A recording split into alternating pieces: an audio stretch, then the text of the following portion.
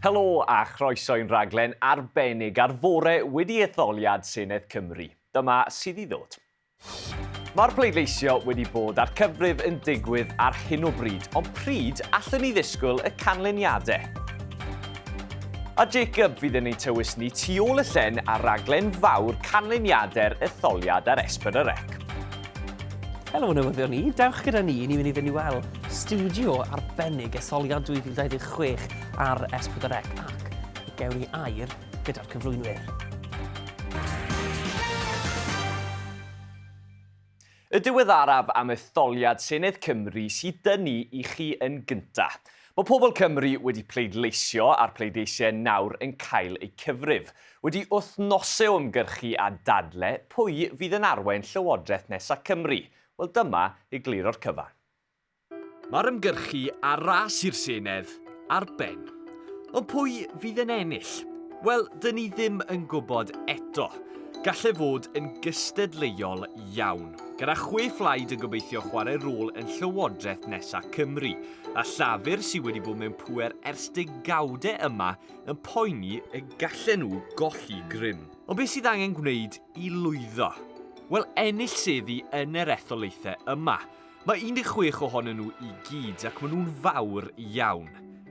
Edrychwch ar etholaeth newydd Gwynedd Maldwyn er enghraifft, sy'n ymestyn yr holl ffordd o'r ffin i'r arfordir. Bydd pob un o'r etholaethau yma yn cael 6 aelod i'r Senedd, gyda 96 o aelodau dros Gymru i gyd. A dyma lle mae pobl gyffredin dros y wlad yn cael chwarae ei ran drwy bleidleisio mewn gorsafoedd arbennig. Mae rai ohonyn nhw'n neuaddau pentrefi neu gapeli, neu rai hyd yn oed yn ysgolion, fel yr un yma yng Nghaerdydd. A'r disgyblion fan hyn yn cael y diwrnod bant o achos yr etholiad. Gellir nhw un sy'n 16 o neu'n hŷn ac wedi cyfrestru bleidleisio ac rydych chi'n rhoi croes yn y blwch i'r blaid chi am weld yn llwyddo. Gallwch chi fynd ci hefyd, ond bydden nhw ddim yn cael pleidleisio. Ac wedyn mae'n rhaid cyfri pob un pleidles mewn canolfannau cyfri mawr fel yr un yma yng Nghasnewydd. Mae'r cyfri yn digwydd yn ystod y dydd eleni, nid dros nos fel sy'n draddodiadol. Ar ôl y pleidleisio ac ar ôl y cyfri, dyma lle bydd yr aelodau newydd yn mynd i'r Senedd y Mae Caerdydd, i ddadlau dros bethau fel addysg, iechyd, trafnidiaeth a'r Gymraeg. Mae disgwyl i'r blaid sy'n ennill y mwyaf o seddi yn y Senedd arwain y Llywodraeth. Ond os nad oes mwyafrif clir, yna bydd lot o drafod rhwng y pleidiau i weld sut gallen nhw helpu ei gilydd i ffurfio Llywodraeth. Y tro hwn mae angen 49 o seddi i gael mwyafrif i redeg y wlad. Falle mae un plaid fydd yn llwyddo neu sawl un ohonyn nhw yn gweithio gyda'i gilydd, a disgwyl i un o'r 6 yma ddod yn brif weinidog ac arwain y Llywodraeth newydd. Ond dim ond yng Nghymru mae yna etholiad. Maen nhw wedi bod yn pleidleisio hefyd mewn etholiadau lleol yn Lloegr ac yn etholiad Senedd yr Alban hefyd. Fel yng Nghymru, mae'r cyfri yn digwydd heddiw yn yr Alban. Yn Lloegr, mae'r blaid lafur wedi colli lot o seddi mewn cynghorau lleol, tra bod plaid Reform UK wedi ennill lot. Ni am droi at ambell stori arall nawr.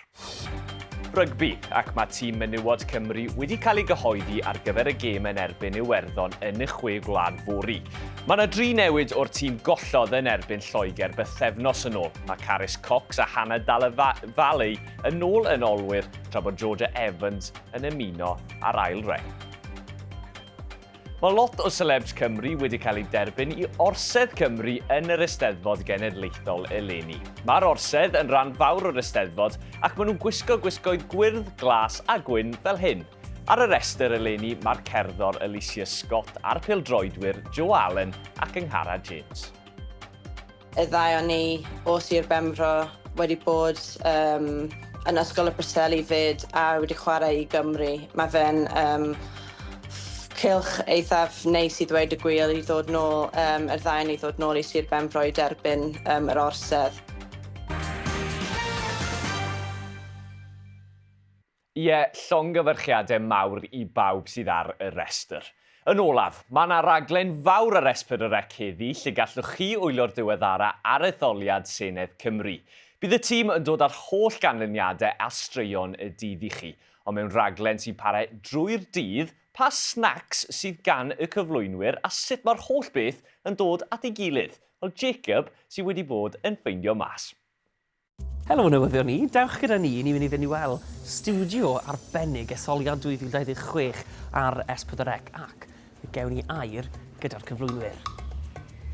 Fan hyn o'n blaenau ni, mi fydd gyda ni screens yn dangos beth sy'n mynd allan ar dyledu, y graffeg a wedyn beth sy'n dod nesaf. Fyny fanna, mi fyddwn ni'n cael cyfle i holi rhywun. A mae eisiau tynnu sylw at fawredd y ddesg. Dyma'r agosaf ddau a Bethan at hedfan llongofod dwi'n credu, achos mae'r peth yn enfawr. A fi sy'n ar cyfrifoldeb o dria gyrru'r cyfan, felly unwaith bod y wybodaeth i gyd yn y system, gobeithio wedyn bod y screens graffeg yn newid o'n blaenau ni. Mae hwn yn bwysig hefyd. Beth sy'n fan o fan hyn? Cwtch fan hyn i gael snacks. A beth yw'r snacks? O, beth yw'r snacks? Reit, bananas, mae hynna'n cadw ni fynd, ydy. Beth yw'r snacks? Wy'n cael ei bydde cnau. Wi erioed wedi bod yn y sedd yma, felly wy'n i gymeryd yr arweiniad gan Beth. Ond wy'n Cnau, bananas, ie. cnau yn bendant, ie. A dim byd bler sydd wedi gwneud thomas. Na i adael chi yn y cockpit fan hyn. Da. A rhyw dafliad carreg yn llythrenol o'r studio fyna. Fan hyn fydda i yn cadw golwg ar y gyfannau cymdeithasol. Bydd na westeion yn ymuno gyda fi hefyd, rhyw fath o lolfa. Pwy sydd yn Crist Rodri a Bethan? Pwy sy'n lliwio'r cyfan? Wel, mae galeri gyda ni, tu fas fan hyn, mewn tryc. Felly os dewch chi lan fan hyn, mae eisiau bod bach yn ddistaw wrth fynd lan fan hyn.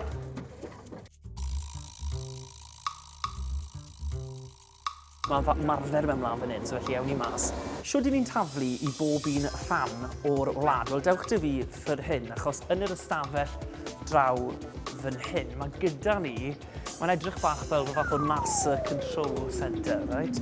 Ond fan hyn, mae'r gallu gyda ni i groesi dros y wlad i gyd. Ac fe ddewn ni ar ymateb i chi o'r bai hefyd, yn holi rhai gwleidyddion, pa blaid fydd fwyaf, pa bleidiau bydd yn fodlon cydweithio a'i gilydd. Ond wedi'r prydeision y cael i cyfri ac wrth gwrs y trafod yna oll ddod i ben. Dyw'r stori ddim yn dod i ben yn fyna. O na, ac fe ddewn ni ar diweddarau i chi ar newyddion ni. Cyffro'r etholiad i gyd ar S4C. A dyna ni am heddiw byddwn ni nôl di llun gyda'r diweddarau chi ar yr etholiad a lot o straeon eraill. Ond tan hynny, joiwch y penwythnos. Tara.